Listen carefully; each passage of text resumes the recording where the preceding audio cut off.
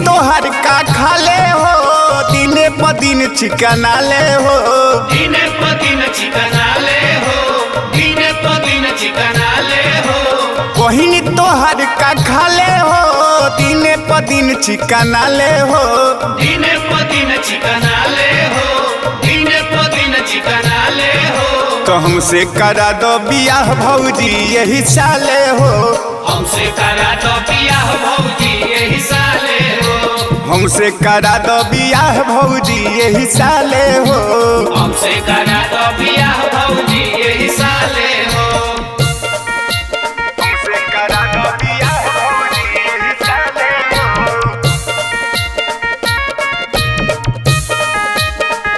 हमसे करा दो बियाह भौजी यही साले हो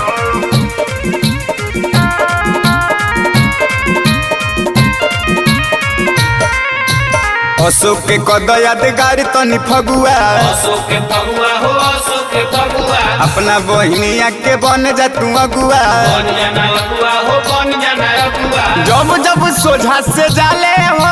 मन करे कदी हलाले हो दिने प दिन चिकना ले हो दिने प दिन चिकना ले हो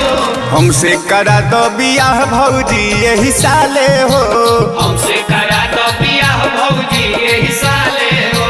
हमसे करा दो बियाह भौजी यही साले हो हमसे करा दो बियाह भौजी यही साले हो हमसे करा दो बियाह भौजी यही साले हो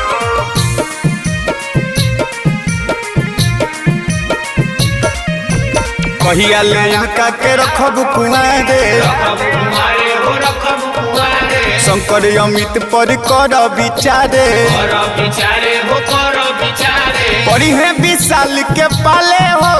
हो जाई है सेवनियन लाले हो बड़ी है नितेश से पाले हो गई है सेवनिया लाले हो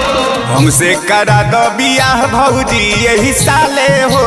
हमसे करा दो बियाह भौजी यही साले हो हमसे करा दो बियाह भौजी यही साले हो